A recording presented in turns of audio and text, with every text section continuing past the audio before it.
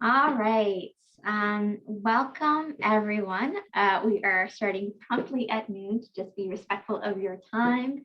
And also, we have so many great presenters today that I think it'll be a pretty great discussion.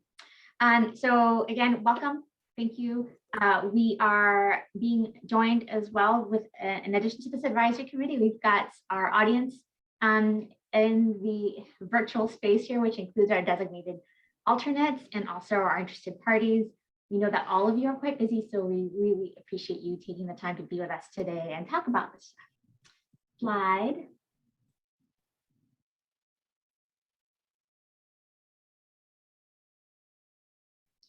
Great. So today the focus of our conversation is going to be on the owner experience in working within these CBA agreements or CWA agreements. And so we're going to hear from the City of Portland, City of Seattle, Multnomah County, and Lane County about how they have worked through these agreements and also some of the opportunities and challenges that they faced doing so. Slide. Before we get started, I just wanted to note we have some great features here. Committee, I'm going to actually start with the chat feature. The chat feature is open to everyone, both members and our audience. The Q&A feature is a little funky thing about this platform is that is only open to the audience, so they can pose questions and then, but members can respond directly as well as hosts and committee members. And you could just raise your hand if you have a comment or something you want to shout out, or just pipe in as you see fit. We really appreciate, you can take that down, Joy. We really appreciate having the comments and the questions and keeping a record of that, because it really helps us understand the things that we need to keep in consideration as we all move towards designing a framework. So even if we don't get to everything, it's very helpful for us. And then one last thing, just to help with sound quality, if all members and panelists can mute their mics, it will help a lot in terms of background noise. We wanted to start out with a bit of a grounding in terms of why are we here today, and just to reaffirm our intent here with ODOT. So with that, I'm going to actually kick it off to Assistant Director Cooper Brown. Hey, good afternoon by 2 minutes to everybody. Thanks, Maria. Hey, good to see y'all's faces. I won't take long, but I did want to take just a moment for a couple of things. One, to double down on our gratitude for you all joining us in this journey. As I spoke about at the first committee meeting, through this work, our goal is really to expand the workforce pipeline. It's to improve racial and gender workforce equity, to increase contracting opportunities, and it's to maximize beneficial impacts to local communities. We're going to say that a lot because that's really what's driving all of this, and we want to be crystal clear about it. We believe CBAs are one of the ways that we're going to achieve all these goals. And the team in general is really excited to finally be figuring this out. And more than that, we're also really appreciative of you all assisting us in creating this framework that will be used for projects of a certain scale and size.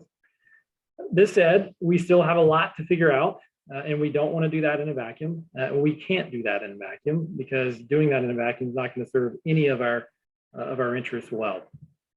The voices of this stakeholder group, in addition to interested parties, is vital to the success of this process, and I just want to underscore that.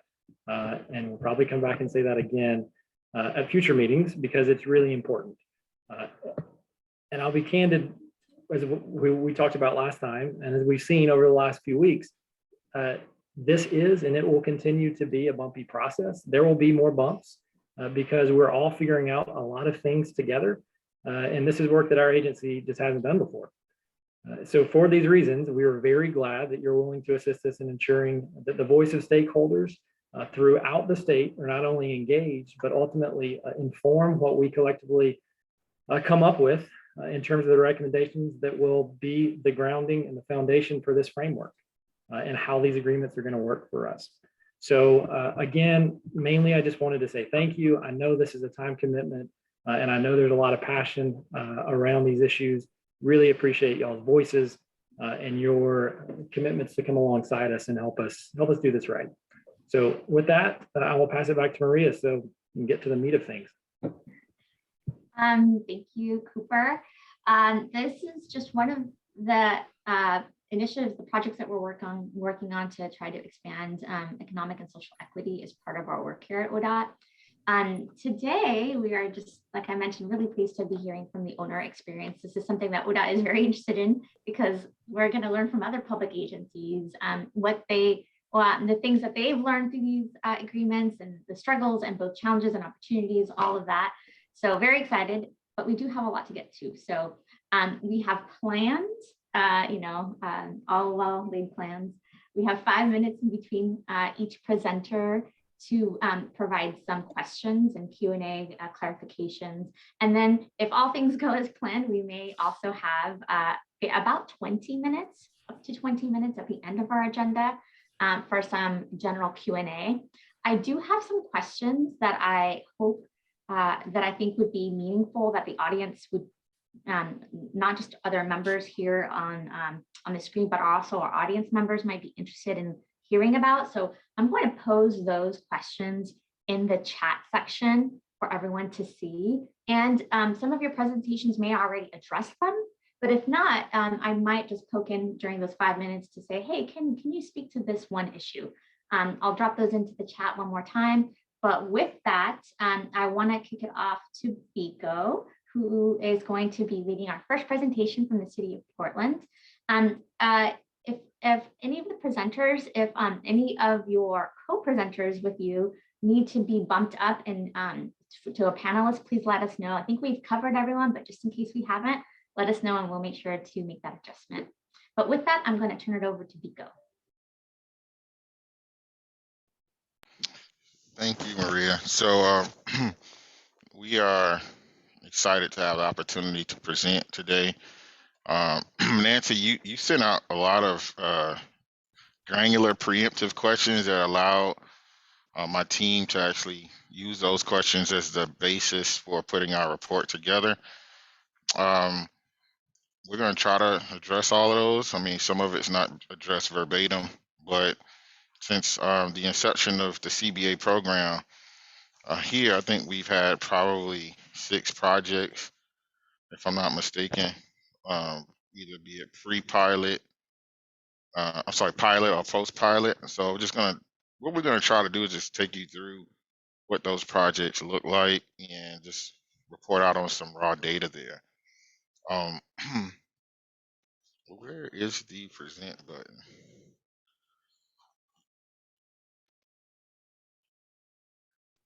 Oh, there we go.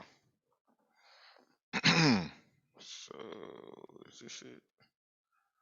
There we go. As Biko is pulling that up, just want to note, we do have a video to show that I should have shown before we kicked off, but we're going to do that right after the City of Portland presentation. We'll take a quick pause for a very short video, and then we will resume with our presentations. Okay, appreciate that. Can everyone see my screen? Yes. All right. So we'll just go through, I want to, since I'm new to not only the advisory committee, but also to the region, just want to take a couple seconds to introduce myself, and I'll do that in a brief introduction. And then we'll talk about the timeline of CBA here at the City of Portland. I believe we started in 2012 on a model, on the model agreement at the pilot phase, and then we've had some project activity since then. So we'll talk about that briefly, and also we'll talk about subsequent construction inclusion initiatives that we've embarked on. The impetus of those, in many cases, were actions by City Council. And just lastly, we'll just talk about, we'll go down through the projects that we either completed or started under the CBA, and just take you through some workforce data there, contract award data, et cetera, goals, and that's where we'll jump into Q&A. So I have Kathleen Massier and Kathleen Brennis-Marua to answer some of the questions that you may have. And I don't think I have a better team of subject matter experts to address your questions and your concerns.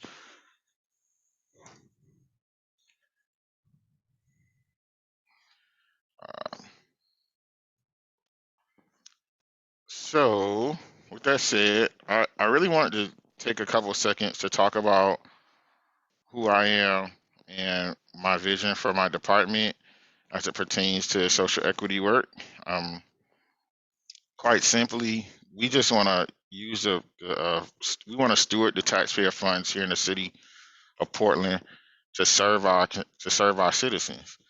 And so we believe it's our responsibility is to steward those dollars in a way that align with our core values, but more importantly, use the strength of those dollars to grow our workforce, support a diverse workforce, and also hold our community of our vendor and contractor community accountable around creating environments that are safe from hate. Okay, so just wanted to take a couple seconds and talk about that because it's really important, right?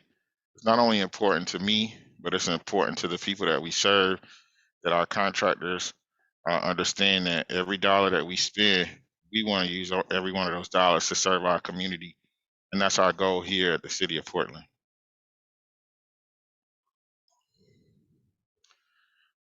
Quickly, Cba Pilot Timeline. So the city adopted the Model Community Benefits Agreement back in 2012. In October 2012, we embarked on 2 projects under that pilot CBA. That was the Kelly Butte Reservoir project and the Interstate Maintenance Facility project. And in May 2016, there was a report filed that concluded, essentially completed an assessment of that pilot program. So that evaluation report was published in 2016.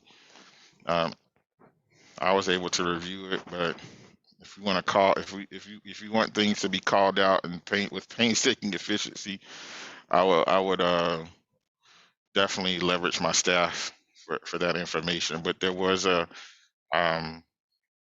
evaluation report published in May 2016. So that is, I'm pretty sure that's out for public consumption, and many on the call have probably already reviewed that.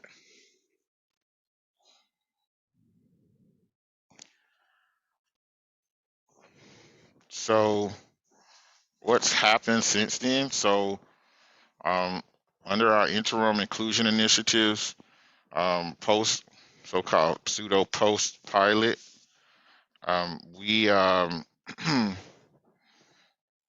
we have the Washington Park Reservoir project, and under our SEPS plan, our Equity, Inclusion, and Diversity plan, we completed a project for the Portland building reconstruction, which I'm sitting in that building right now. It's a beautiful project. Kudos to all who worked on it. It's a great building. In November 2017, we had City Council adopt a few other initiatives. So we went with the CEIP and also with the Community Benefits Agreement in 2017 post-pilot. So now we're at the stage where post-pilot, we know that the Kelly Butte and the facilities project were pilot. 2017, we could probably consider those post-pilot. So the CEIP, many of you are familiar with that, establishes an alternative construction project threshold between 10 and 25 million.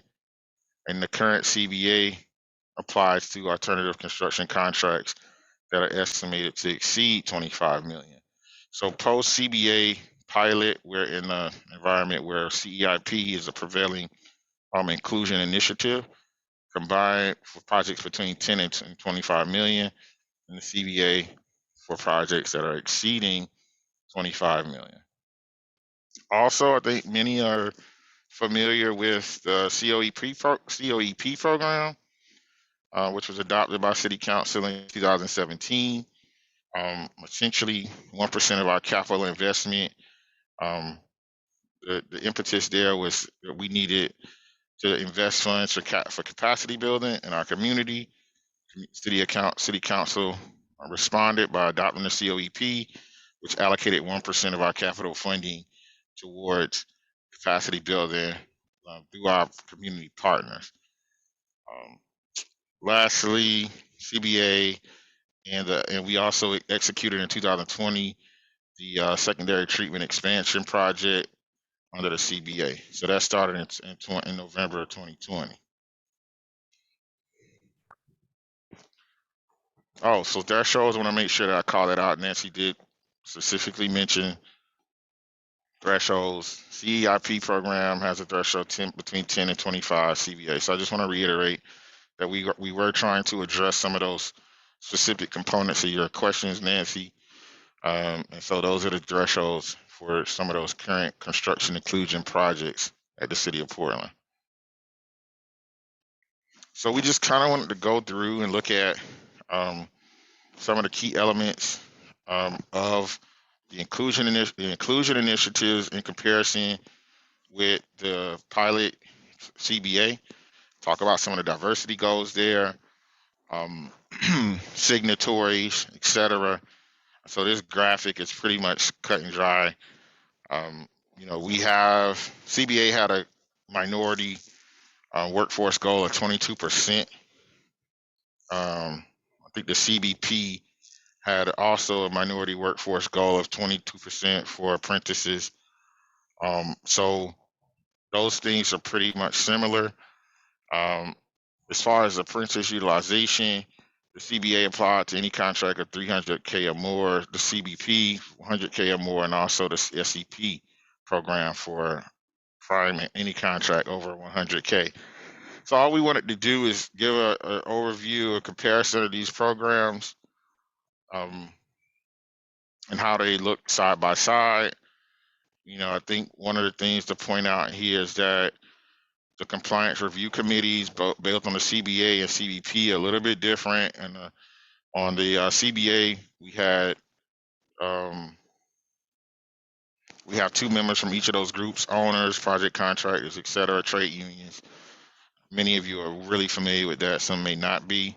Of course, this deck will be available to you afterwards.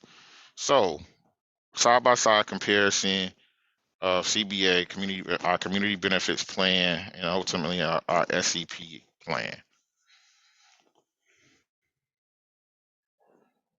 I can't see questions, Maria, so I think we'll hold them. Just to make sure we'll hold them for the end, because I can't see the chat. I'm kind of going through this blind. I do not see any questions Okay. or any comments or anything like that just yet. Okay, appreciate it.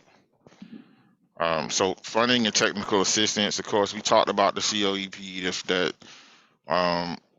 there was going to be a set aside of 1% for construction costs.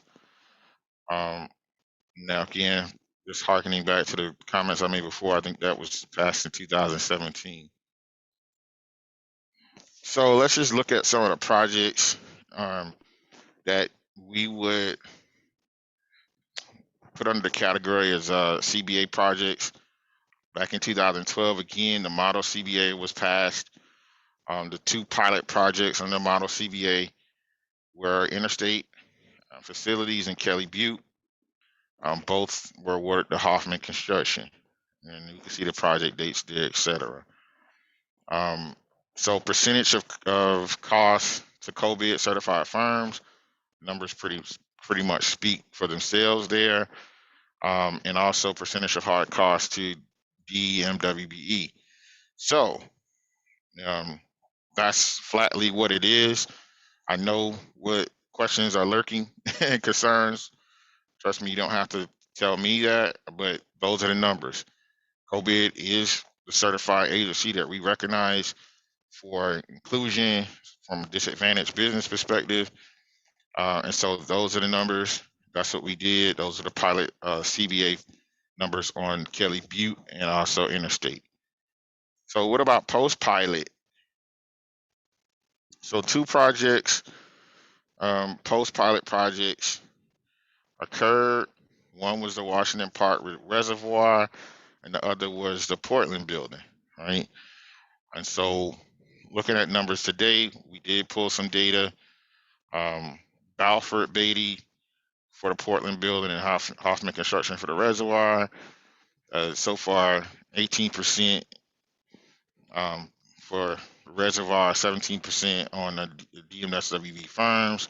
So again, 22% is the goal there. Clearly on the Hoffman project, those are not meeting those thresholds, but in the Portland building, the COVID numbers and DMWB firm numbers were exceeded on those projects.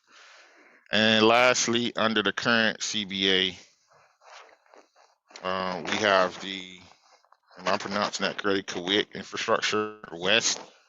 And so currently those numbers are at 33%.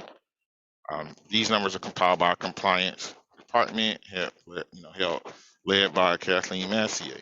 So post-pilot, pilot, current CBA, et cetera, we're looking at about, 5 projects there. And again, we're just reporting our numbers out. We're not, these are not necessarily coming with the idea of debunking any myths. I'm one of the things that I want to be transparent about is accountability and also truth and data. So we're reporting truth and data on our projects. Workforce diversity on each of those projects.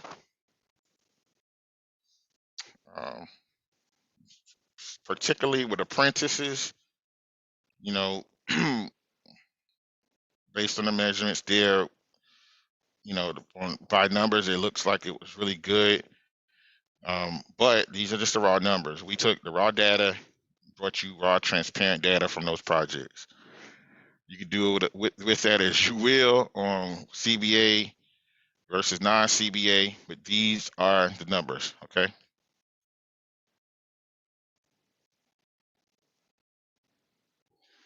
And so we're gonna leave it for Q&A.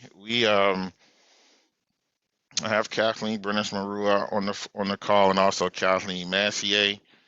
And we do have time allocated for questions, so we are happy to do. So I see one question already from a member here from Larry. Is it a true statement that the city's construction inclusion initiative only applied to contracts that are being delivered under an alternative contract delivery contract?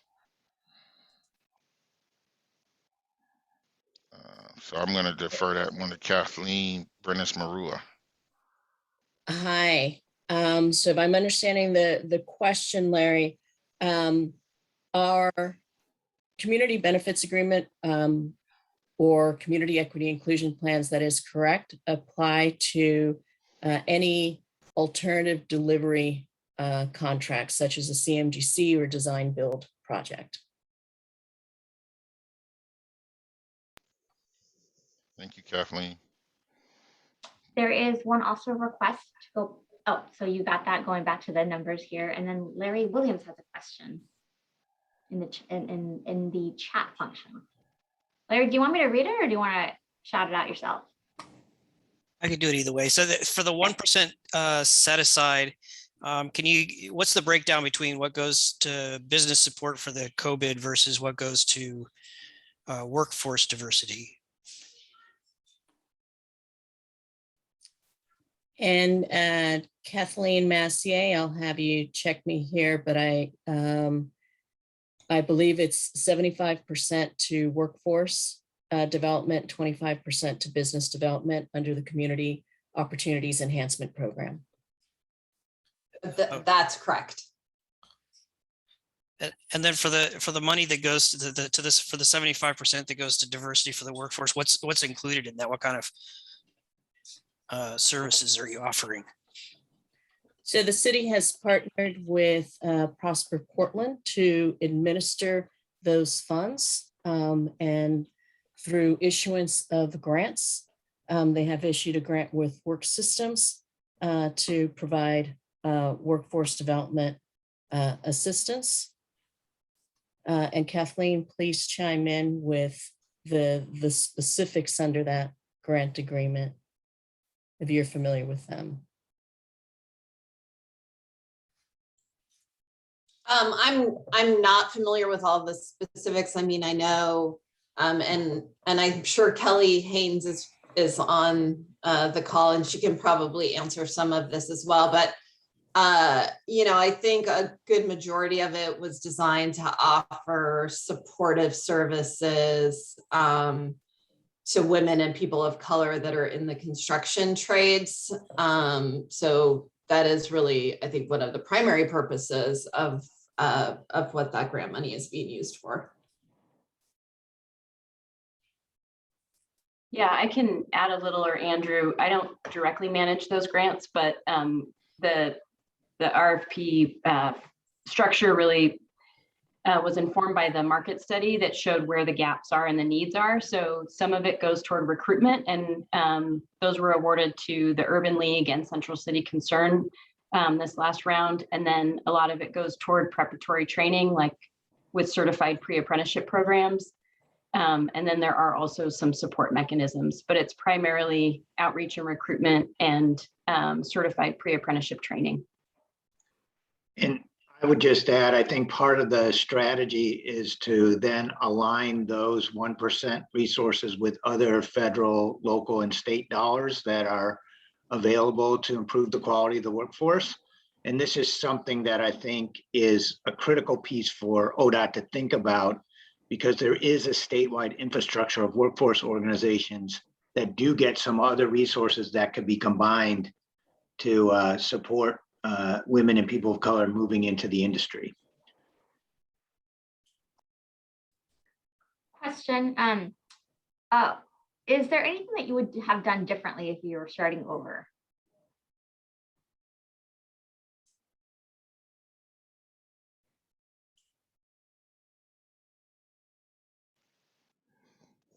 Go ahead, Kathleen. I mean, I would love to talk about 2012, but it would be more so, you know, just me talking than anything substantive. So I'll let Kathleen take that one. Yeah, that's a great question. And would we do anything differently? And, you know, are we speaking from the pilots? Are we speaking to the current? We're always looking for how we can grow and how we can improve and how we make sure that the policies and the systems that we're putting in place are really going to be impactful, and that, you know, truly are going to generate the results that we all want to see. And so, you know, would we do anything differently? It's maybe more, you know, community engagement and involvement and partnership and collaboration in informing how the, you know, how the policies are going to work and how they're going to, you know, how they'll be more impactful. So we've been doing the best and to really, as I said, make an impact in our community. And we can't do it alone. It takes the partnership and collaboration. Are there any other questions? Comments?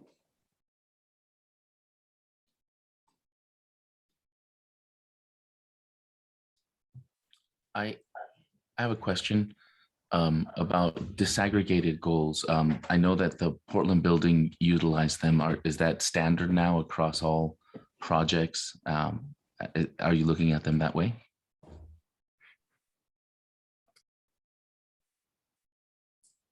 And if we're speaking specifically to the workforce, there are disaggregated goals for minorities and women in the CBA and in the CEIP. Referring to subcontracting. And disaggregated goals for the subcontracting. Kathleen, remind me of that structure. Yeah, there are similar to the Portland building. So the CBA and the CIP both have disaggregated goals for DBE, MBE participation, WBE participation, and then yeah.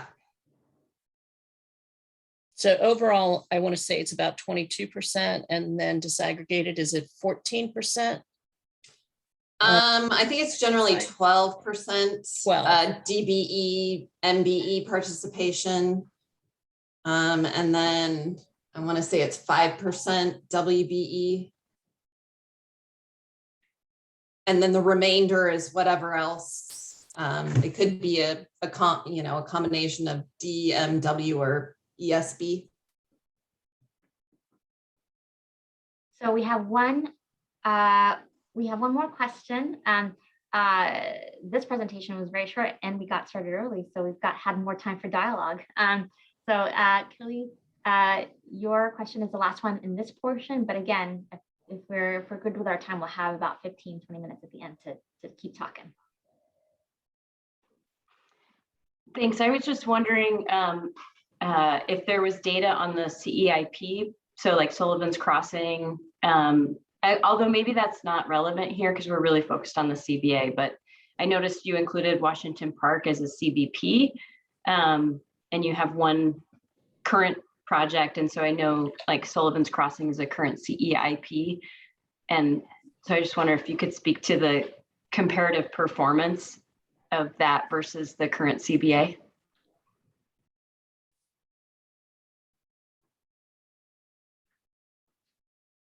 And I will just say in quickly, clarification, we were trying to show that post-pilot in the interim, while we took into consideration the audit recommendations for the community benefits agreement, how that was going to move forward. And so in the interim, we had these two big projects that needed to move forward while we were still negotiating what the new updated current version of the CBA would be. That is why we included those in there of just looking at the gap. And so we did not intend necessarily to do a comparison with the CEIP today. And Kathleen, I don't know if we have specifically any of the outcomes so far on either the Sullivan's Crossing or the corrosion control, which is also under a CEIP. We can definitely provide those if you would all like to see that, but I don't believe that we have that today. So I see that right when we were going to move on, we've got two more questions from Mr. James and Ms. Kenechi. Do you want to ask them now, or do you want to hold them until we have our general Q&A? I'd like to ask mine now, if it's okay. Yeah, It's kind of let's do related it. to this topic. Okay, so I had a question. You talked about the 1%, and we know the ratepayer hearing is happening. And what's the future as you envision it right now? I know there's conversations around strategic planning, but what's the future of support for workforce and subcontractors look like for the city, and with regards to future projects and CBA goals?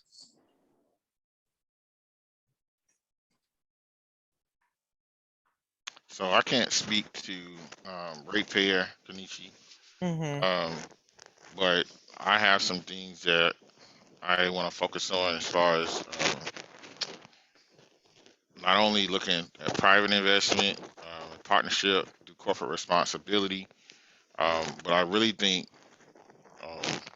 the community as a whole, we need to look internally from new revenue sources to determine whether or not we can actually use those new revenue sources. I'm not going to speak to specifically what those are, but I am working with counterparts from other bureaus that do have revenue and funding from other sources to work to reallocate some of those resources to making up the shortfall that we may miss from the COEP.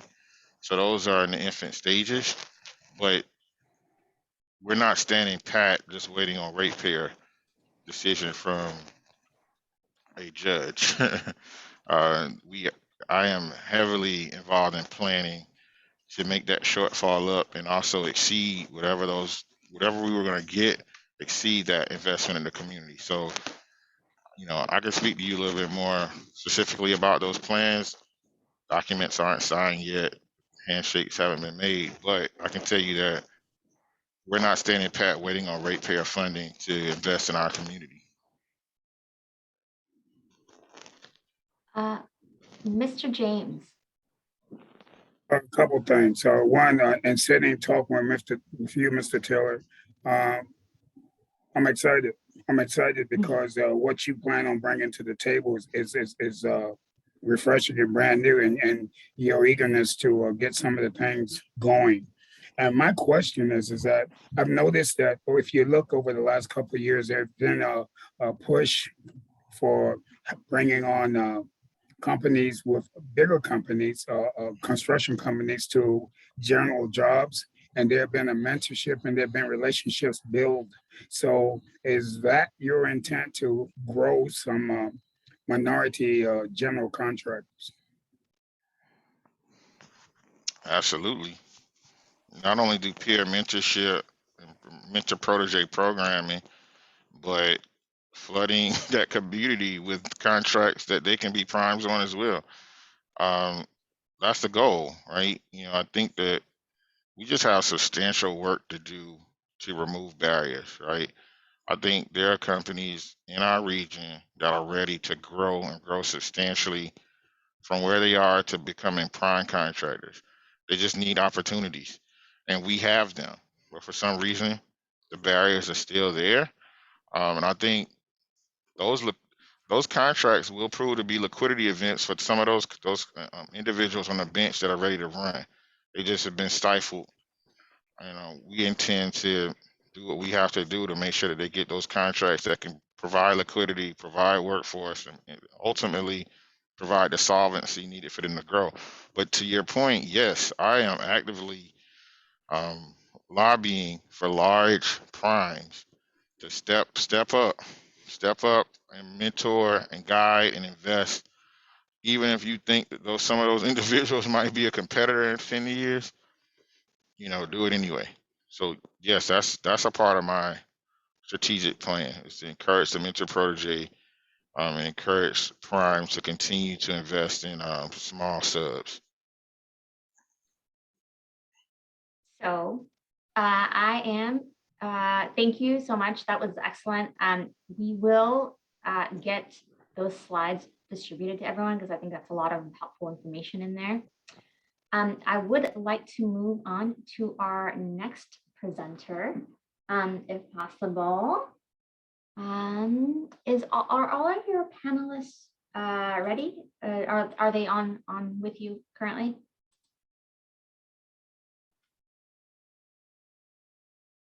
Liz? Are you talking to me? Yeah, is it just, you don't need anyone else Sorry. to join you? Sorry, it's just me. Sorry, you cut out there for a second. Well, you are more than enough, definitely. Thank I thought you were going to do a video. Yes. Joy, let's see. And while you're getting that ready, are you going to be running the presentation for me? Okay, great. Thanks. Joy is going to help us with that.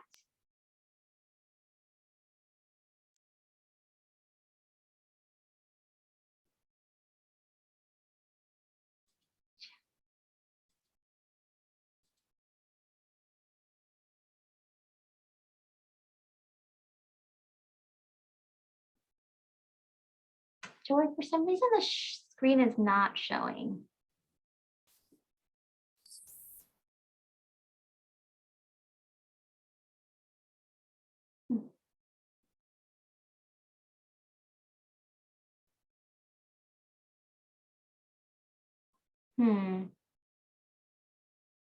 Yeah, it's not showing currently.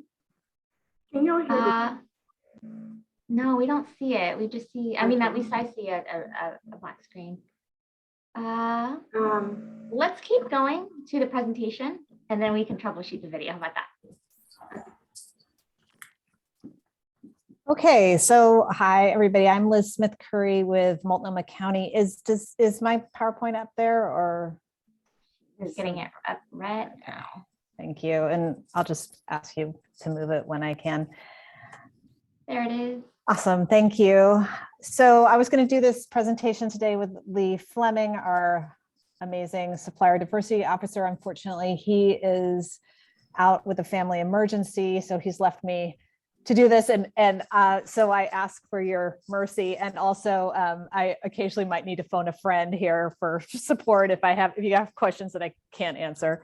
But I know there are many people who are on this call worked to make the Multnomah County Courthouse PLA project successful. So I think in many ways, this crowd knows this project in some ways. Many of them know better than I do. So I appreciate being here and being with you all today. So next slide, please.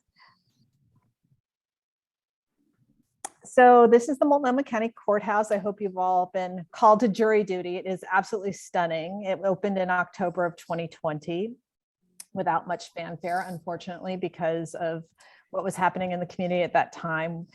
We still are getting windows broken on that building, but it is gorgeous, and it is truly a testament, I think, to when the community comes together to build a project, and we're really proud of this project. We did a PLA, we called it a PLA on this project. We did it, we were building this building at the same time we were building the Multnomah County Health Department headquarters. So we actually had two major projects running at the same time, both of which were under a PLA. And in order to manage that, we had meetings that we had like one labor management committee meeting run right after the other to keep kind of everybody in we just switched out the prime contractors. So this was, the courthouse project was run by CMGC was Hoffman, and the health department headquarters was J.E. Dunn. I'm going to give you some high level elements today about the courthouse plan, and I'm going to walk you through some of our data. And I've included some of the language from the PLA in the slides. I promise not to read that to you, but I wanted to show you some, especially some of the language related to exclusions for certified firms, so you can refer to it later. And so next slide, please. So I also want to say, we call this a PLA, but really under kind of the ODOT language, this is more of a CBA. We had the county contractor, equity stakeholders, and unions all signatory to the agreement. And they were also all voting members on our labor management community oversight committee, which was an advisory committee that met monthly on this project and went over data. And I'll go over a little bit more about that in a moment. We had some really aggressive, or for us, really aggressive diversity and inclusion goals that were developed with the equity and union stakeholders at the table. We included strong protections and exclusions for our certified firms. And I use the term certified firms here. I know you guys had DBE. We didn't have any federal funding on this, so I use the term Cobit or certified firm. We had a local hiring goal of 15% of the jobs being from Multnomah County.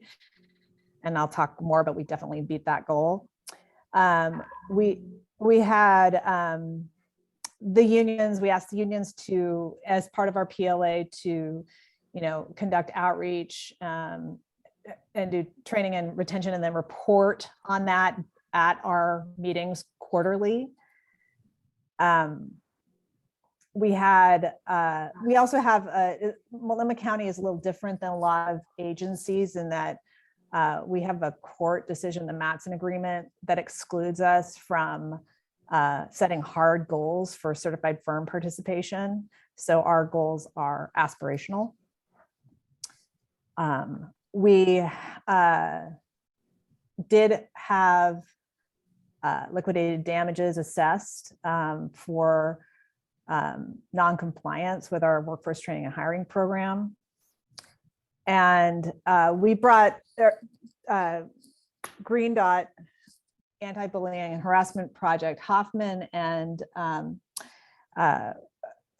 women, Oregon tradeswomen brought that project to Multnomah County's courthouse project, and it was extremely successful in supporting the environment and atmosphere on that project. And finally, we had Hoffman and J.E. Dunn contributed to a pool to support pre-apprenticeship programs on this project and the Health Department headquarters project that was run through CAUSE or Work Systems. And Kelly Haines would come and report on the progress of that at our monthly meeting. So next slide, please. So for us, for me, I think the thing that made our PLA so successful was in my view, the Labor Management Oversight Committee and the work that we did there together. It was really where the rubber hit the road on the work. And there was really very strong collaboration and participation from the unions, from the equity stakeholders, from the contractor and the county. Pre-apprenticeship organizations were not signatory to our agreement, but they attended our meetings and were officially technical experts. We also had some subcontractors who were technical experts that were invited to participate in the meeting. Kelly Haines again represented CAUSE and reported out progress on the efforts to recruit pre-apprentices into the trades. And so the structure was we had monthly meetings, again, Health Department and then Courthouse back to back. And during those meetings, we would go through the data dashboard, which I'll show you in a moment, which had both our workforce and our certified firm data tracking of our goals. And we also went through kind of every single contractor that was not meeting their apprenticeship goals. We looked at their data, and when there was a contractor who was not meeting their goals, we could invite them to come to a meeting to problem solve with them. And I think, I think that was helpful because sometimes somebody would come in and say, well, women don't want to be sheet metal workers or whatever. And then somebody like Pat Daniels could say, hey, I'm about to graduate a class that includes 4 women sheet metal workers or something like that. And they could actually build relationships and have conversations and kind of break down those barriers so that there was no excuses really for not at least building those relationships. And I think that really helped to achieve some of the results that we got. So we had about 20 people in those who were official members of the committee. All of them were signatory, all of the members were the signatory groups, and they each had a vote on the committee. So the county, the unions, the equity stakeholders, and the county unions, equity stakeholders, and the contractor all had 4 votes, no matter how many people showed up to those meetings. Although we almost never had to hold a vote, but in case we did. The meeting was run by our owner's representative, and the county had a lot of staff present we had our county facilities there. We had our county attorney's office and our procurement heavily involved. Lee Fleming was very heavily involved in that project. Again, the contractors contributed to the pre-apprenticeship program supports. And that's also in addition to, we have a 1% CDEF fund. It's a Construction Diversity and Equity Fund. That was instituted after this project had started. So it was not apply to this project, but it is our 1% for construction, diversity, equity is being applied to our library projects, which are coming up and are under PLA. That is run through our procurement office, and it goes towards pre-apprenticeship, apprenticeship supports, and technical assistance. And I'm not sure the exact breakdown of percentage on all three of those, but I think it's about a third, but don't quote me on that. It's pretty close though. So we had a workforce and small business dashboard and apprenticeship numbers for each contractor on the project, and we reviewed those monthly.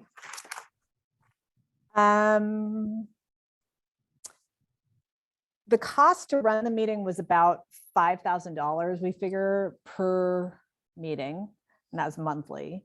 And that includes prep time. And we had 2 people working full-time to collect the data that we needed to run for those meetings. And one of them was a county staffer and one was a contractor. And so that was a lot of time, but now since then we've invested in LCP Tracker and B2G. And I guess it's much simpler now than it was before to do that work. In that meeting, it wasn't all, wine and roses. We definitely had some really difficult conversations. And I think that was so valuable because we had the voice of, contractors who were very skeptical of PLAs.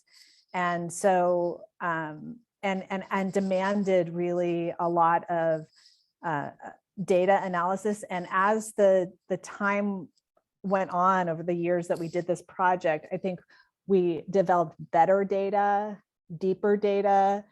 We started bringing reports of, who were the union and non-union firms that were participating on the project. So we answered a lot more questions, and I think it really was a good project for most of the people that worked on that. Next slide, please. So I think one of the things that Lee had to work hard was to help people understand that there were very strong protections for certified firms on this project. And so there were exclusions that were written into the PLA. This is the language where they, they were not required to join or pay fees to the unions, to their benefit or trust fund programs. And I'm not going to read this language to you, but it's there for you to review. And I think it did take a lot of explaining to make sure people understood that certified firms were excluded from those requirements. Next. This is the core employee language that also allows non-certified open shop firms to bring their core employees to the project under you can see under letter B there, under a formula. Next slide. So we also had in the PLA, the certified firm's goal.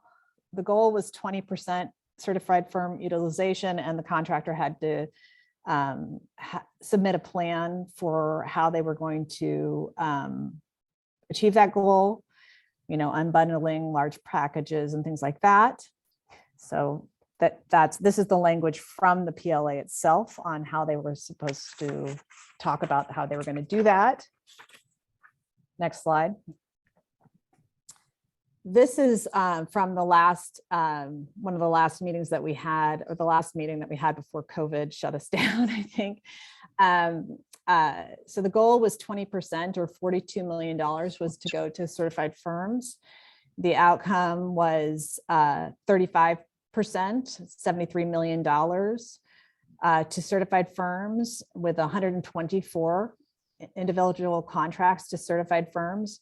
And this is the breakdown you can see by contract dollar and percentage amount of the total project by MBE, by the different designations there.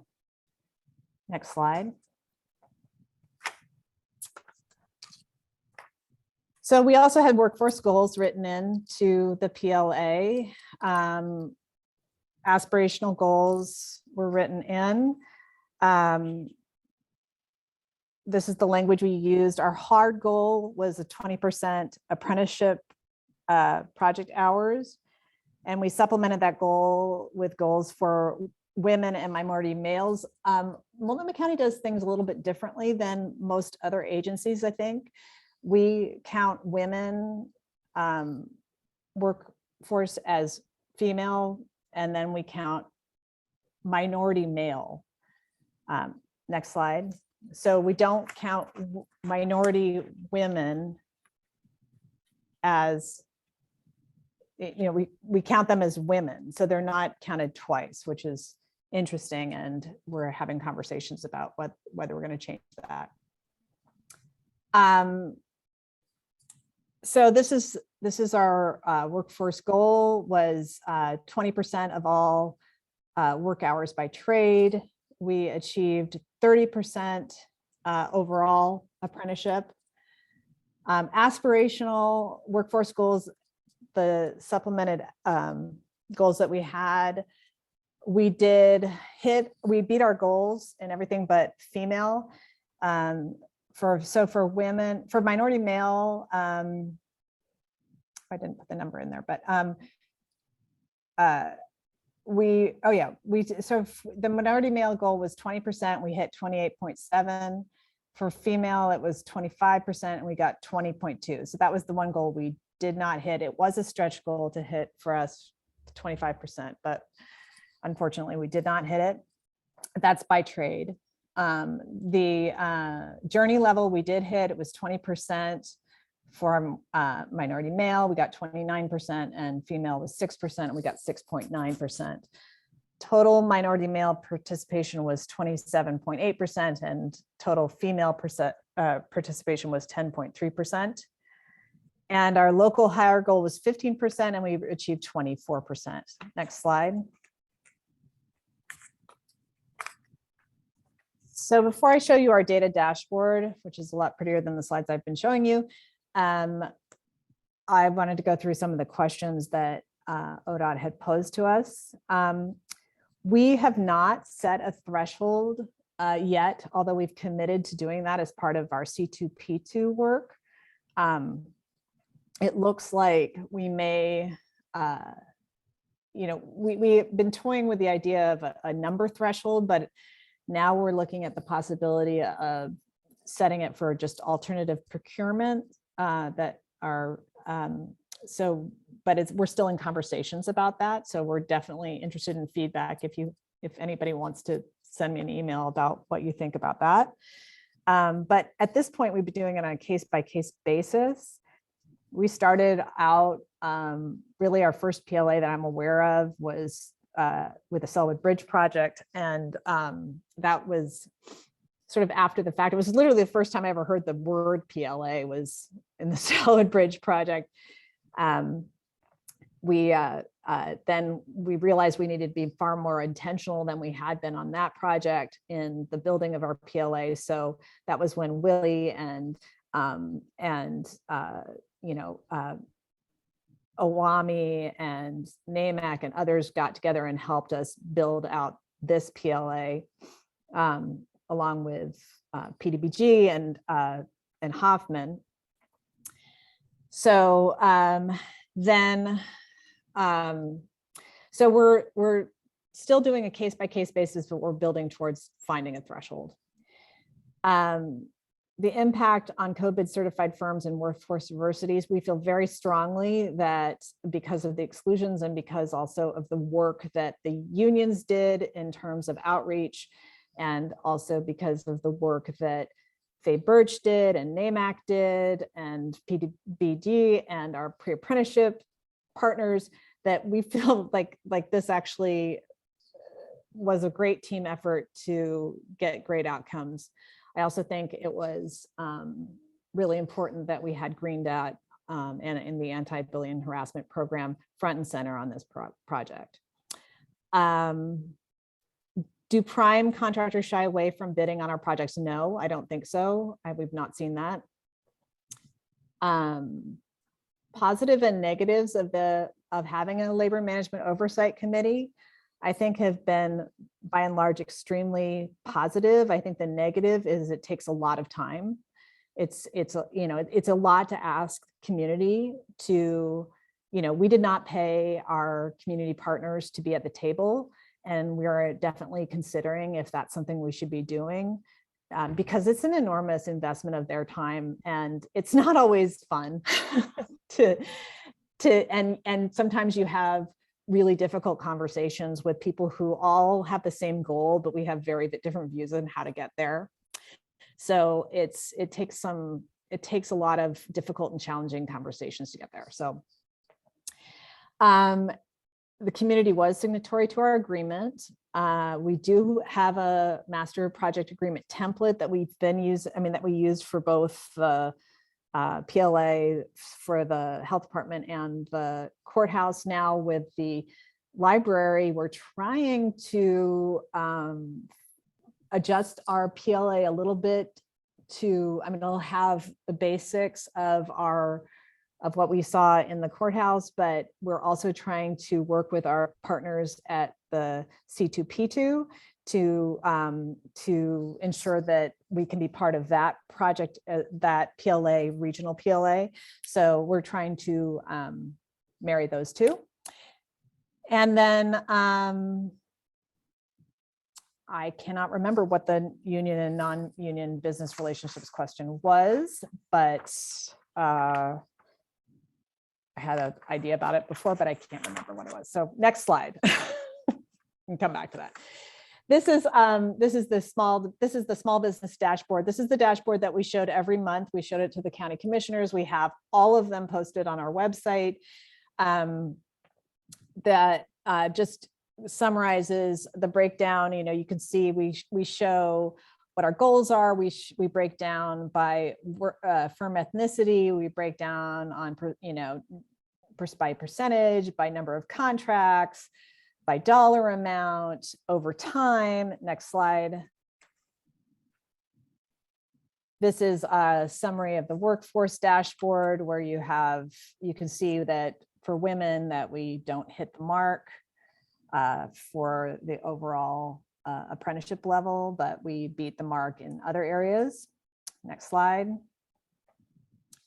This shows our apprenticeship by trade, that 20% by trade. We hit it in every area except for painters, and they did have some repercussions from that, from not meeting that goal. Next slide. This is a minority male and journey apprenticeship by trade hours, and you can see journey and apprenticeship hours there. In next slide, we do the same thing for female by trade. Next slide. Then total workforce by ethnicity, male and female, and this really shows you that we have a long way to go, especially with females and diversifying our workforce, and also just getting more females on the projects, and then also getting more diverse female workforce. We had about 28% male ethnicity, but our female ethnicity was not great. Next slide, is that the last one? And then this is the final, the one on the left is the final participation for MWSB. All right, so I think that's my last slide. Oh, nope, one more slide. So this is our, sorry, this is the, this is something that we did, which I combined two slides to try to, which it makes it almost unreadable, but this is the little tiny slide pie chart on the right shows zip code data for Multnomah County. And that's where the work hours were by zip code in Multnomah County. And then that way we could see, okay, where are these jobs actually going to? We could have done it for outside of Multnomah County too, but we mostly care about where the jobs are in our own county. So it's definitely possible to pull this data. And at one point I had actually named the neighborhoods of those zip codes, but I couldn't find that slide. So that is my presentation, and I'm happy to answer any questions that didn't get answered about RPLA. Thank you, Liz. I did see a question earlier in the chat from Larry. Do you know how many open shop non-certified subcontractors worked on these Multco projects? Yeah, I mean, I did not pull that data point, but Faye Birch actually kept a list that Nate requested. And we had a number. There was actually a pretty substantial number of open shop firms that participated. And I don't know if maybe Andre Boz here, he might remember, but I don't have that data point, but there were a large number of firms that were open shop that participated that were COVID. Any other questions?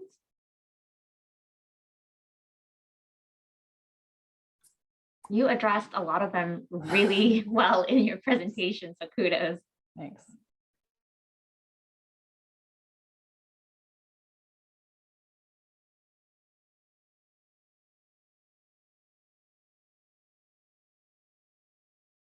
James has a question. Liz, I was just wondering if you could, do you have that data broken down by whether it's subcontracting or general contracting? I'm not sure I understand the question. I'm sorry. I'm trying to get to distinguish the difference between how much percentage there was in subcontracting and the percentage of partnering or general contracting.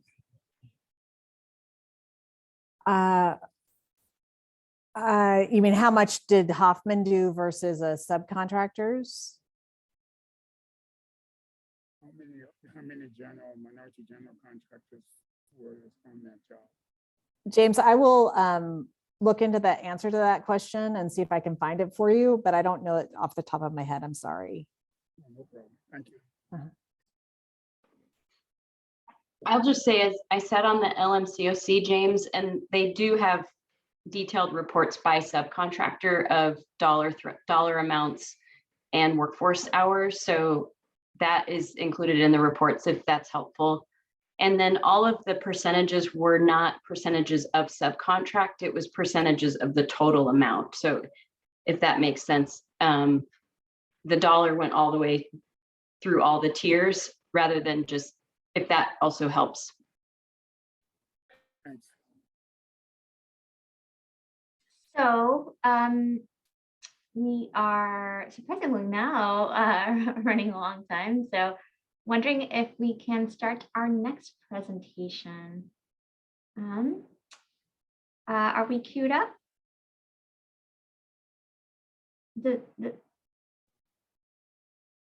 Shawn, do you need any PowerPoint support or anything? Were you going to present it or do you want me to? We can do it however is helpful for you. It'll be easier because I can't see the screen when, okay. when I present. And I'll probably save us some time. I'll start out real quick while they're pulling up the presentation. I'm Shawn Waite. I'm the Facilities and Capital Planning Manager for Lane County. I'll preface my presentation is going to be a little bit different. We are in the infancy phase of implementing this program. So I'm actually here learning a lot from all of you about how to really measure workforce diversity. Those are definitely topics that we've been discussing.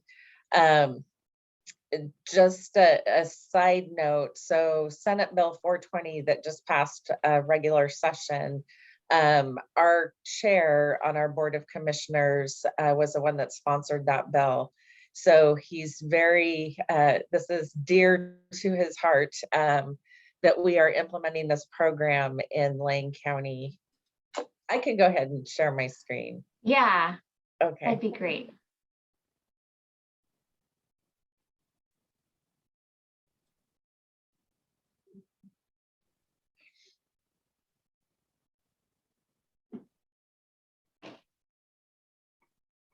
And let me get it into a There it presentation. is. Oh, it's not working.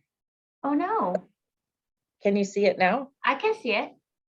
Okay. Can everybody else see it?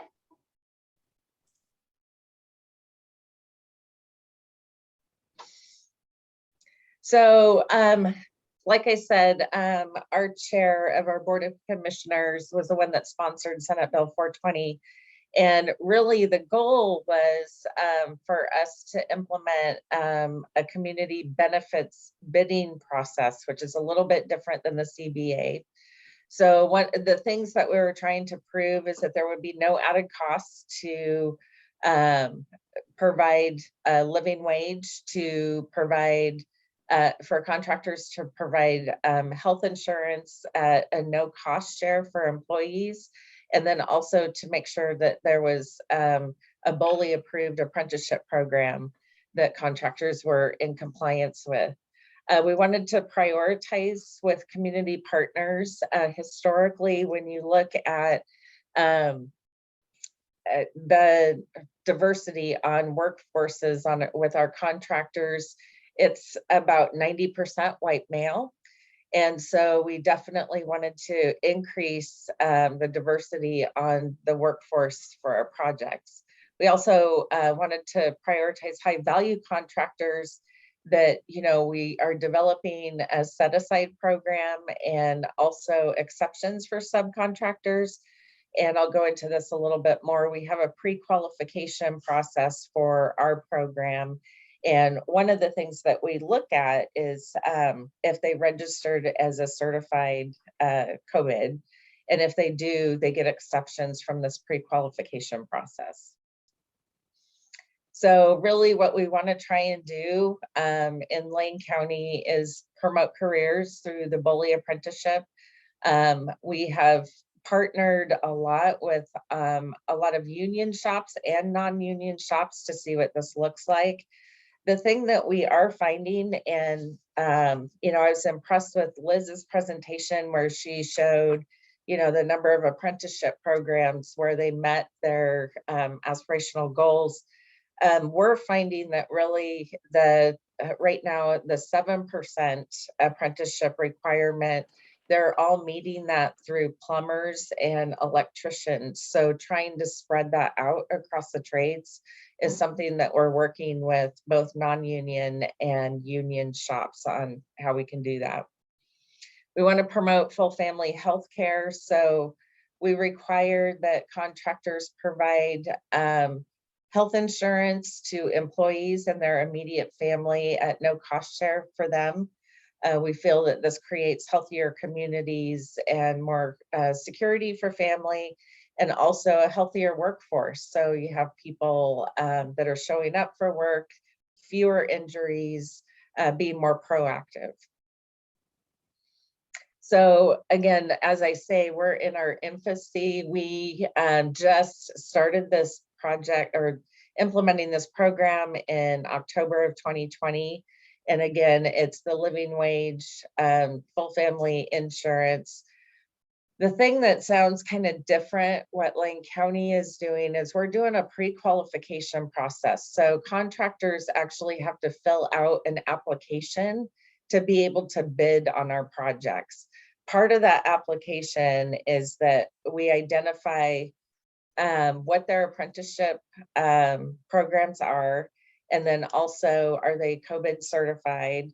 And then when I do a kind of a validation or verification process, I require them to provide information about the diverse workforce and what apprenticeships they're going to be using on their projects. This has been very new requirement for contractors in Lane County. And I'll be honest, they're struggling. These are things that they have not tracked before. So it's kind of a growing process, and we're all working together to try and wade our way through this. So I'm probably going to be reaching out to a few of you about how you go about collecting this information so I can help the contractors do that. Again, Shawn, yeah. just one quick question. I think we might be stuck at the top of the slide deck. I'm sorry, what? We might be stuck at the top of the slide deck. Oh, for me, I can see I'm moving through it on my screen. Oh, okay. Not sure I think we're still on one of the title slides.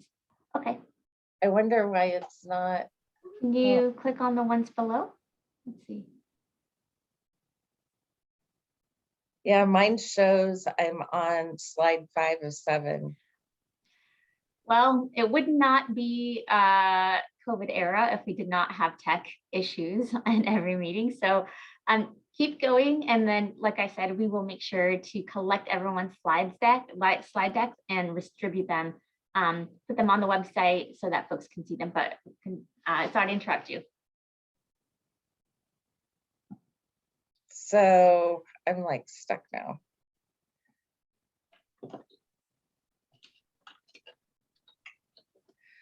Okay, well, I'll just go ahead and continue. I don't know what happened. So with that said, so our first focus was all about insurance, making sure that people have apprenticeship programs in place, and then also the living wage, which that's an easy one to meet. These are all prevailing wage jobs. The next effort that we are moving forward is defining that requirement for the apprenticeships. We're going to be bringing that up to 15% with a goal of having 25% be local contractors. So we're trying to keep things as local to Lane County as possible. We entered into a memo of understanding with the Lane, Coos, Currie, Douglas Building Trades Council with an intent to memorialize our partnership and a commitment to this program. We're hoping through the relationships that we have with them and the relationships that they have with a pre-apprenticeship programs such as Oregon Tradeswomen, Constructing Hope, and Tarot. Those are the 3 main ones that we're working with so far, that we can increase our diversity percentages. We haven't fully implemented a percentage, but we're looking at 15%. So, I mean, that's kind of where we're at. We're very young in this entire program. So we're really looking at how to implement diversity within our projects. So I'm sorry that didn't share. I don't know what's going on. No problem. Let's stop sharing. Does anybody have questions? Looks like Gwen might have a question and Mr. James might have a question. Yeah, Shawn, thanks. I was just wondering, so you're putting these requirements in for contractors, and does the city itself provide full healthcare benefits with the no cost share and living wage for all, as defined by however you're defining that for this contract, these contracts for all positions within the city?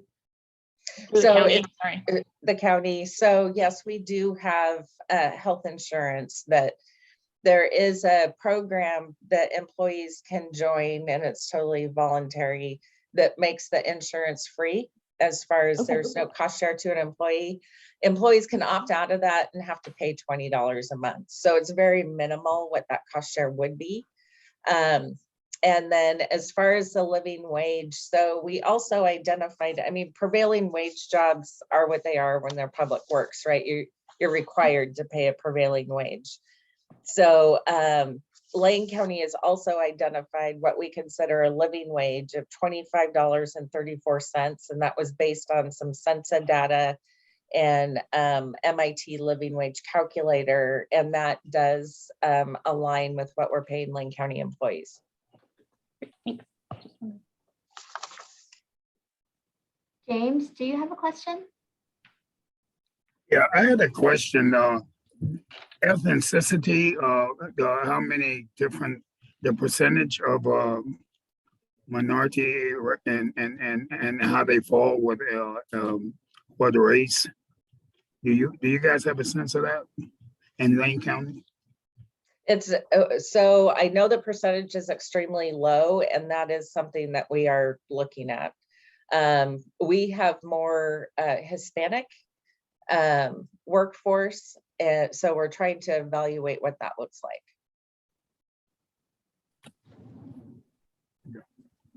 Larry?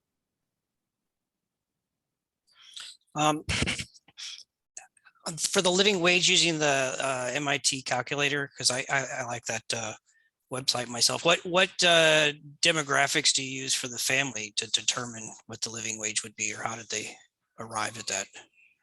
I'd have to double check, but I know it's like a family of 4.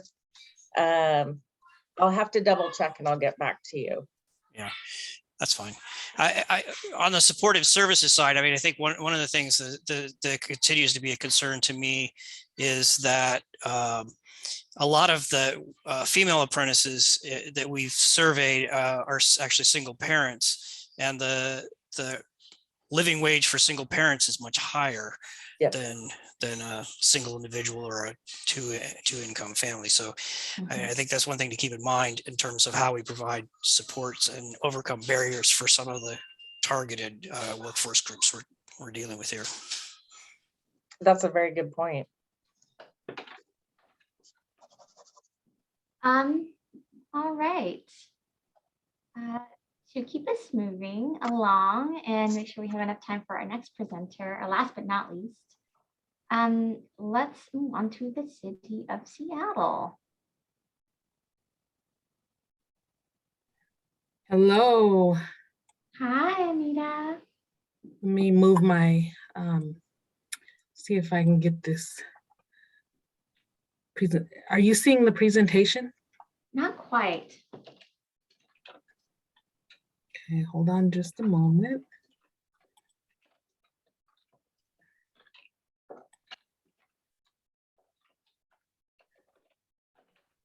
Okay, how about now? Are you seeing? Quite. Joy, let's try something. Let's try, oh, it looks like it's working, possibly. There it is. Do you see, what version do you see? Priority higher. I see a blue priority higher. Okay. Now let me, I just need to move the video off of my presentation screen, and then we'll be ready to go.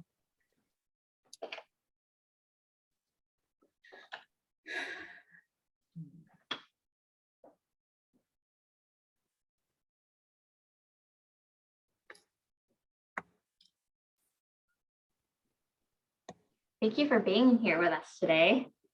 Oh, no worries. This is problematic. The video is right in front of my notes. Oh. And I don't know how to move that. I'm trying everything. You can see my mouse going crazy here. So, hey, Joy, let's try something. Let's try removing all capabilities for other people to share. So taking those back and then restarting, and that might help.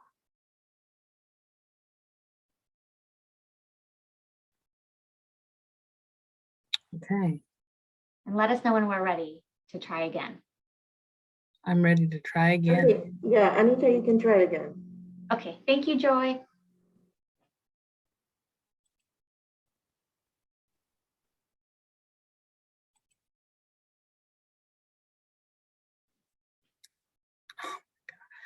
Okay, I'm gonna try a different screen one more time, and then we'll just get started, and I'll have to wing it if that doesn't work, because I don't want to hold everyone up.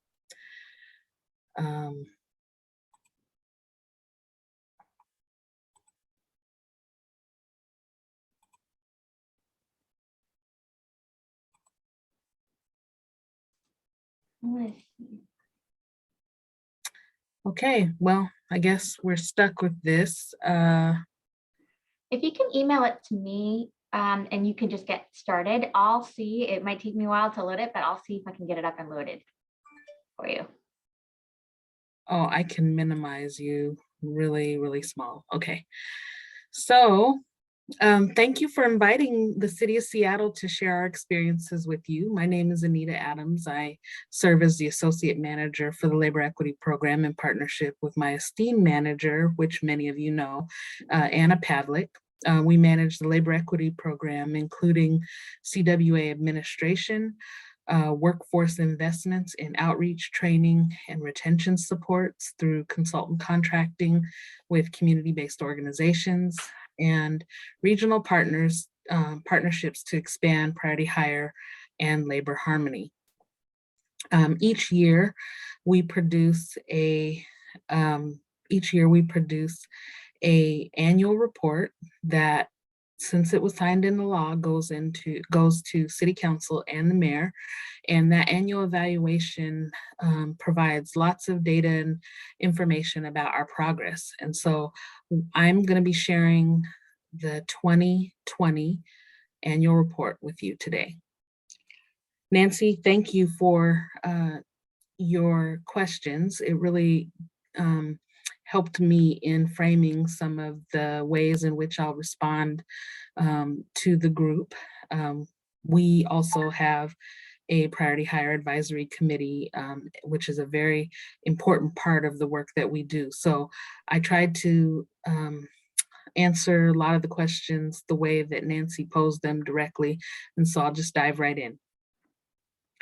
The purpose and intent of the program is to create access to careers using city construction jobs, create a diverse workforce by adding more women and people of color, creating economic growth in economically distressed areas, and to provide contractors access to a trained, skilled workforce.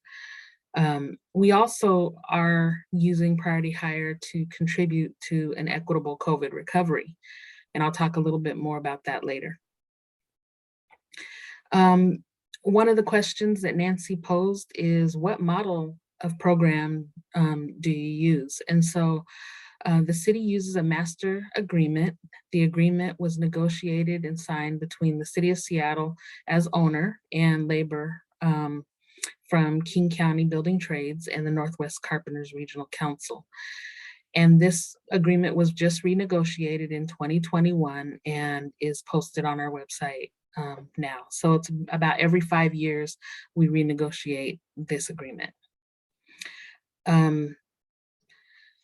As you know, the CWA brings workers to defined projects and allows priority workers to be dispatched to projects ahead of non-priority workers. And the contract is monitored and enforced by the City of Seattle. That was one of the questions Nancy asked, is what is the model that you use, and a little bit about the structure. And so we have two teams that work closely with the Community Workforce Agreement. One of them monitors apprentice utilization, and that's the contract compliance team, which is separate from labor equity, but we still partner to complete the work. And then labor equity specifically has contract analysts that work specifically to monitor and enforce on site the agreement. We also administer joint administrative committee meetings where labor is able to interact with the prime contractors and some subs who choose to attend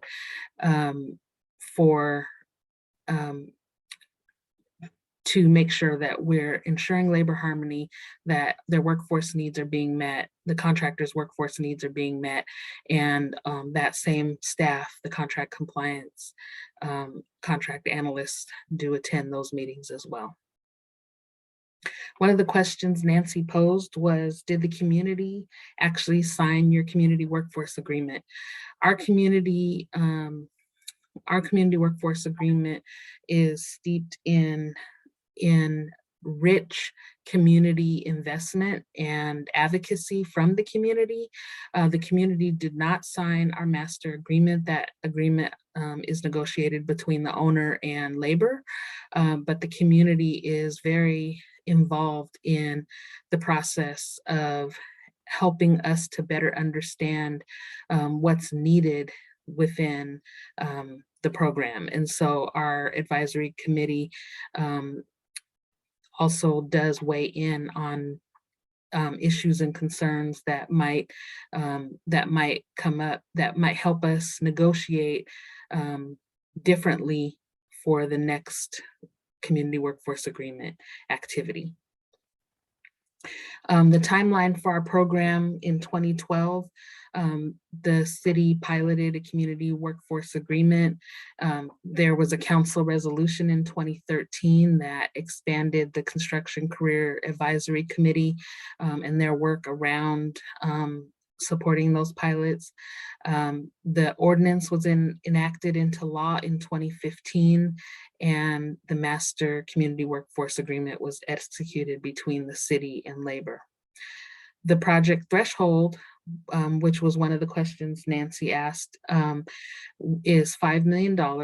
And that was based on, the reason we landed on $5 million has been that the feedback is that this threshold provides the most diverse range of scopes of work, as well as provides a tipping point where opportunity is the most visible for the hours worked. So hours worked and scopes of work has been the reason that we use the $5 million threshold. Some of the positives about working with a community advisory committee, we have 4 key stakeholder groups that remain on our advisory committee appointed by the mayor. And those stakeholder groups are the community. Number one, we have 4 representatives from the community. We have 4 representatives from the contracting community. And of course, the esteemed James Faison is also the president of NAMAC. He serves on our Priority Hire Advisory Committee and has for the last 2 years. We have 3 minority contractors right now that are also representative on the committee.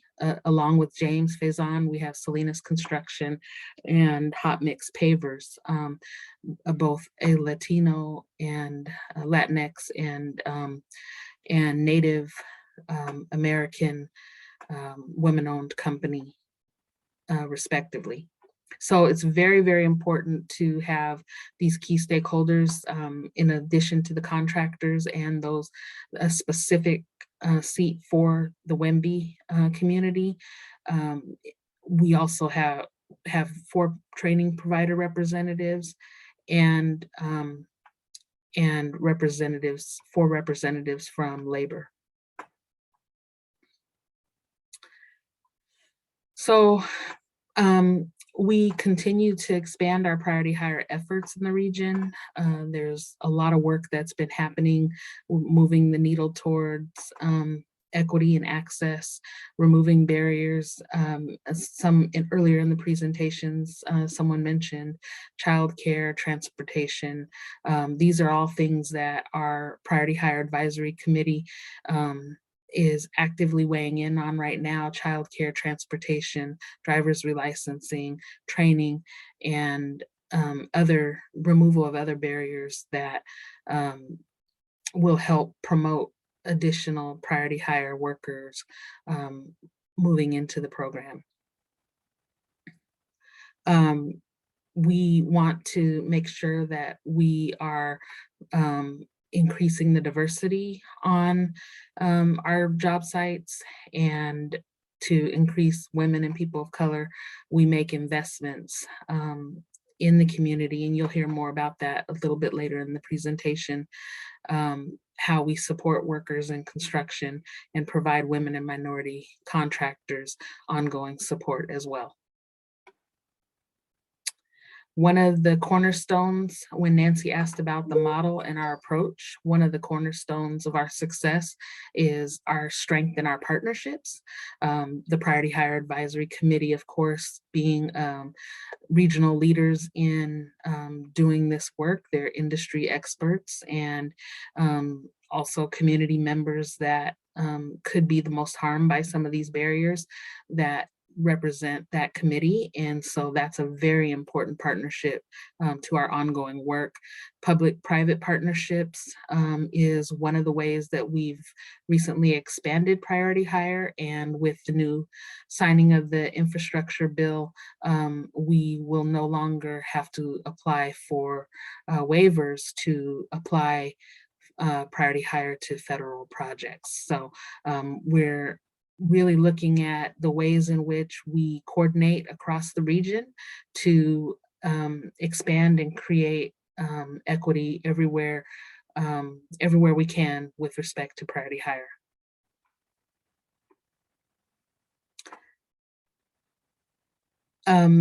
We have lots of impact outcomes. One of the things that we were asked to do is talk a little bit about the impact since we've been working at this since about 2015 in a really formal way. We wanted to talk a little bit about what we're doing in the community. You know, we view Priority Hire as more than just our projects. Of course, we've placed over 274. Now, mind you, these numbers are the new numbers for 2021 will come out in this annual report. And so we didn't want to get ahead of that report. And so these numbers are actually probably a little higher than what you're seeing here. But to date, we've placed 274 workers into construction careers. We've placed 659 workers into training, so moving them from initial training in pre-apprenticeship to life skills training and re-entry training to construction career training through the apprenticeship programs. We've also helped workers get hired, lots of increase in people of color working, a significant share of the hours. And then an important strategy that we're starting to talk more about is this, the idea of embedding acceptable work sites training and positive job site culture into our policies as a retention strategy.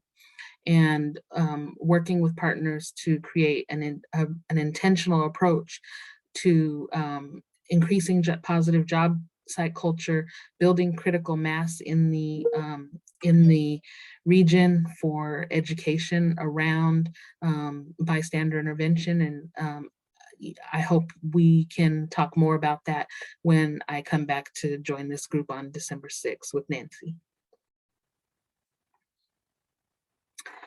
So prior to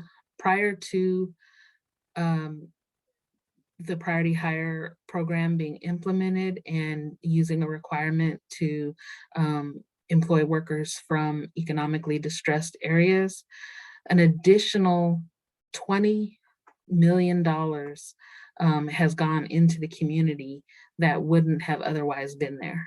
And so we've had some really great success with the program, and we have lots of data around the zip codes and our and worker opportunity through the zip codes. So what does that translate to? The economically distressed zip codes across the board, all of our equity areas are increased. We've doubled the women participation, we've increased the people of color participation, we've increased, doubled plus the economic opportunity in economically distressed zip codes or areas. We've increased apprenticeship utilization. So across the board, all of the indicators show that we have increased equity overall as part of by implementing this program.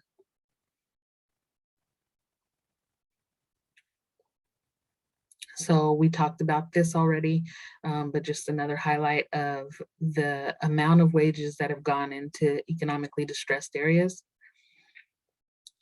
You know, working towards racial equity, looking at it by the numbers, across all areas, we have continued to improve total people of color, apprentices of color, and journey workers of color. We continue to improve opportunities and increase opportunities for those communities. Demand has been something that we've really been considering. Infrastructure investments have increased, and we want to make sure that we're using the program to address racism through opportunities. We're using it to close the wage gap for workers of color. Apprentices earned an average of $35 an hour plus benefits on priority hire projects. And this statistic is from the WDC, Workforce Development Council here in King County. So this is considered a career and family wages. We also are really feel strongly that we're contributing to the equitable recovery post-pandemic. Workers of color saw a huge increase in number of hours worked, about 800% more than when priority hire first started in 2014. And in particular, African-American workers doubled their share of hours over the past performance before priority hire, from 4% to 8%. Priority hire projects also created demand and opportunity. And so we are really, we're really watching the numbers closely. And there have been some challenges that we'll talk about as well in terms of the increase in demand.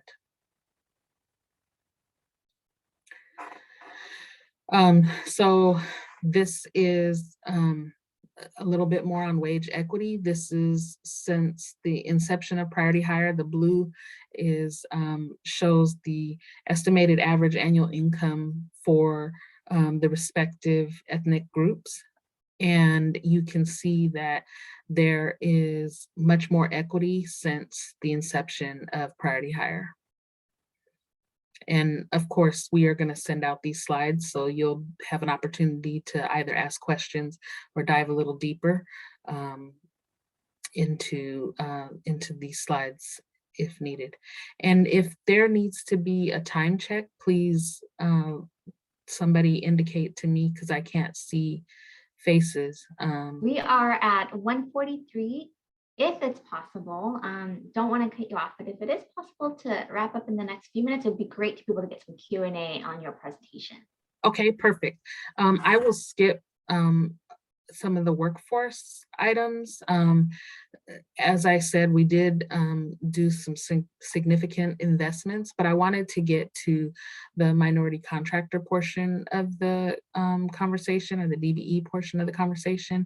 One of the questions Nancy asked is, have you found that primes don't bid on your projects? And we have not found any significant evidence that that having a CWA affects bid.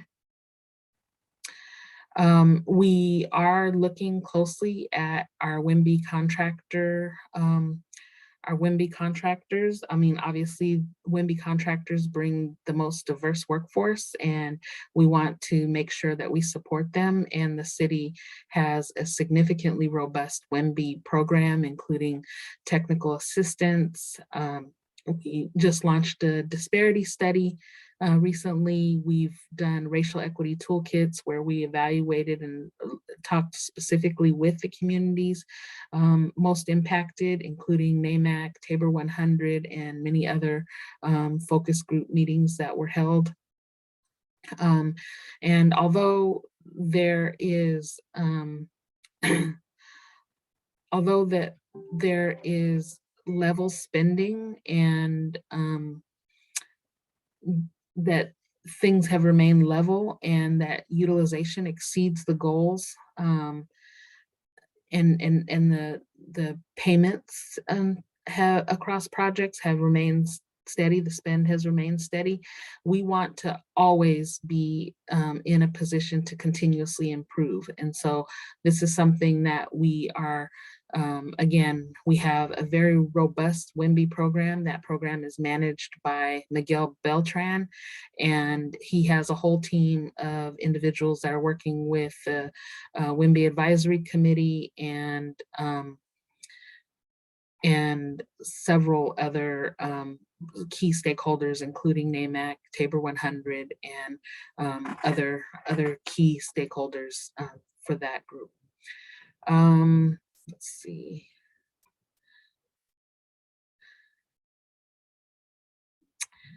I think those were the main points of questions that Nancy had. Our website has really robust information available. You can look at both the priority hire program and many of the resources and trajectory through the years of our program, as well as the WIMBY program specifically.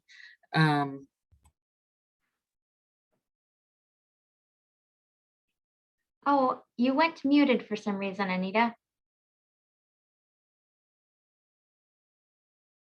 Oh. There you are. I can hear you now. I was just saying that I can post in the chat. We have some very robust resources on our website, both Miguel, the program that Miguel manages, the WIMBY program, as well as the City of Seattle's Priority Hire Labor Equity Program. And so I can post those in the chat for you. Great.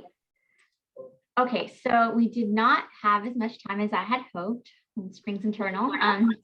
We've got just a little over 10 minutes for some Q&A, and I would like to open it up to not just the folks here, our members, but anyone who might be in the audience as well. So I do see a couple of questions in the chat, but one from Larry, so I'm going to let him kick it off first, and then and then we'll go through the hands that are raised. Me, Larry. We've got two Larrys and two Williams, so I'm like, I know, right? My question was, do we have any research yet on whether the priority hire apprentices go on to complete or at a higher rate than apprentices that aren't hired on priority?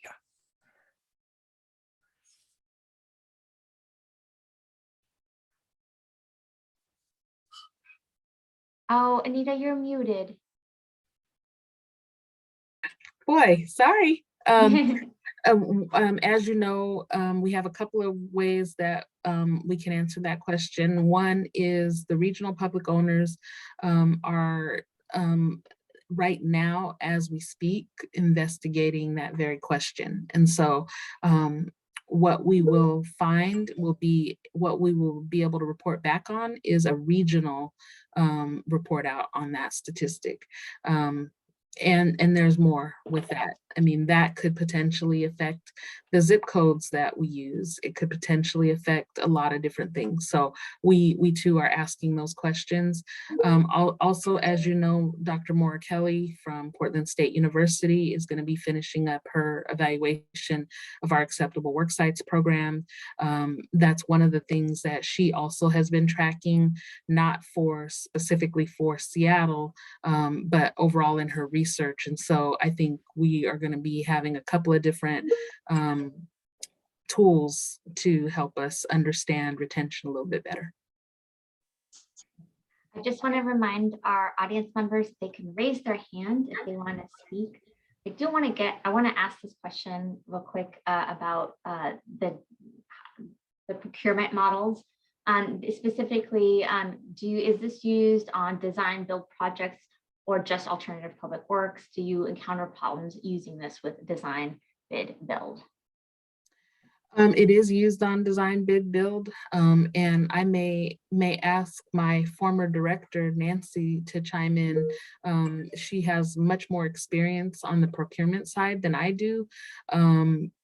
But if it's something that you need additional information for, and I also can reach out to the subject matter experts in our unit and get a more concrete answer for you. It would be that's the contracting portion of the work is led by Mark Nakagawara, our deputy manager for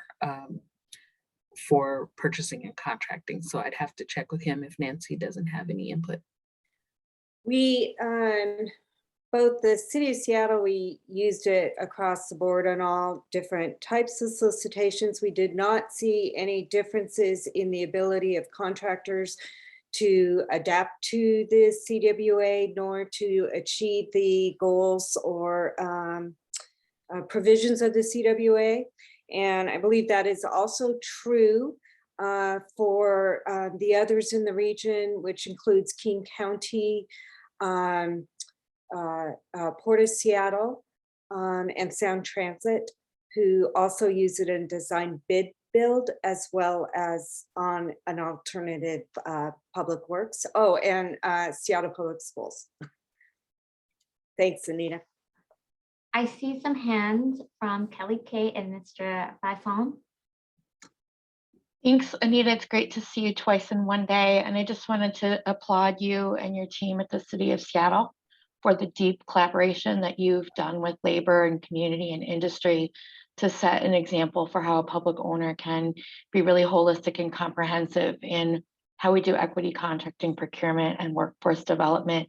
I'm looking forward to seeing your slides and digging more into the issue that Larry Williams raised around retention, and also the economic impact that the way that you've modeled your program has had not only on the minority contracting community, but workers as well. Thank you. Thank you. Anita, it's James Faison. How are you? Good to see you.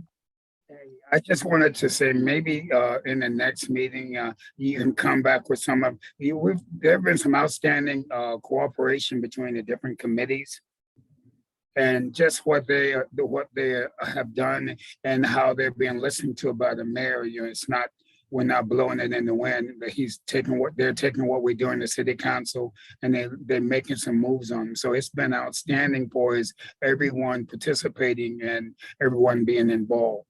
So it might be a good idea to have to show some of those committees and how we're working in cooperation with them.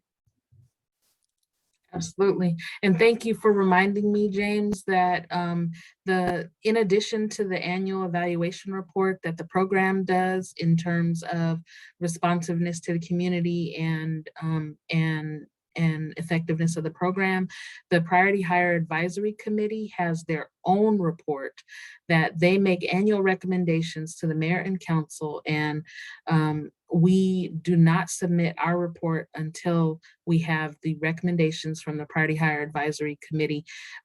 They are equally important documents and sent over to mayor and council for thorough review. And as James said, they often have questions of the committee members themselves and hold special hearings to hear from them. So it's a very highly collaborative process in terms of evaluation.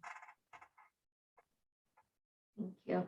I see a couple of questions on the chat here from PBDG Kenechi. It would be great to hear more from the WNBE led about that program. And then also from Namath Mali, is gentrification impacting the target populations you are trying to draw from the selected zip codes? That's a really great question.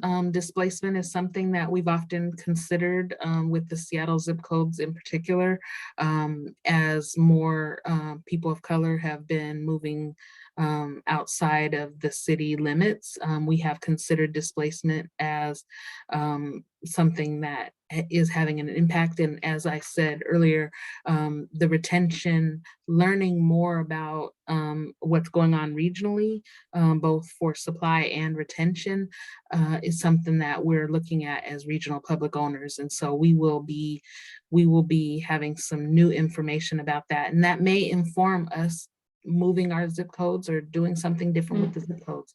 I'm not sure what that would look like, but we definitely are asking those difficult questions. Molly, do you have another question? I do, Maria, thank you. Thanks, Anita, I appreciate that. Another question I had was that you mentioned that having a CWA on your projects you haven't seen any notable difference in the amount of folks that are bidding for your work. And I'm curious what information you all look at to kind of assess whether it has an impact or is preventing people from bidding or what have you. We evaluate the, let me go back to that slide, hold on. This may be a longer than we have time for here response, but I want to make sure I'm giving you accurate information. We definitely look at priority hire and non-priority hire. Let's see.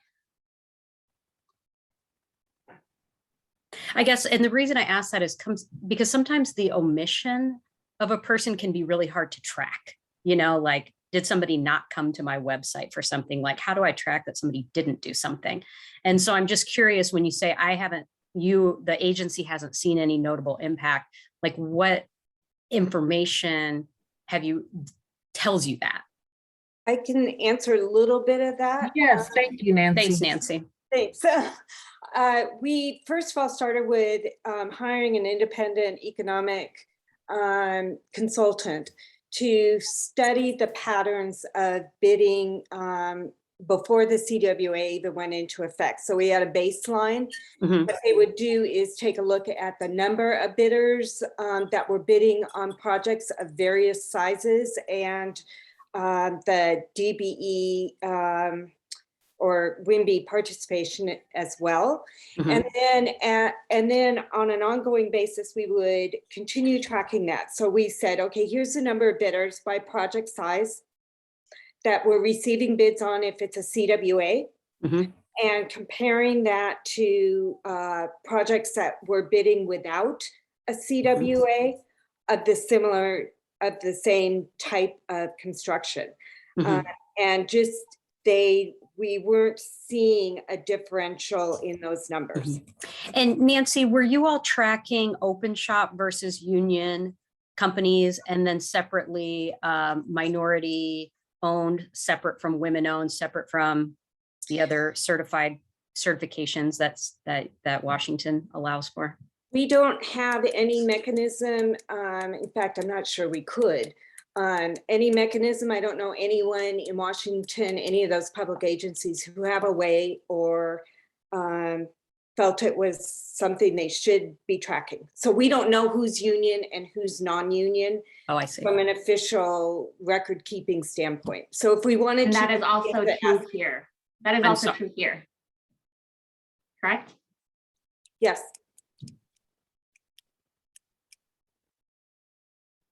Thank you for that clarification, Nancy. That predated me. So I was looking through, that was very helpful. So we've got 1 minute, which is great. I would definitely, if we have one more quick comment or question that anyone wants to squeeze in, please do so. Otherwise, we can actually end a minute early.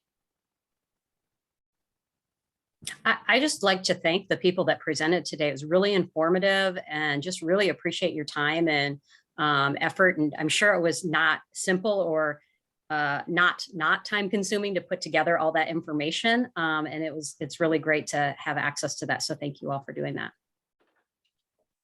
Right. Thank you, everyone. So we will be taking all of these presentations. We will be posting them on the website. We'll send them to you as soon as we get them and the links up so that you can share them and look at them in a bit more detail. There's a lot of information. Thank you so much, everyone, for taking time out of your day to do this today with us. Have a lovely, lovely rest of the day. Thank you. You too.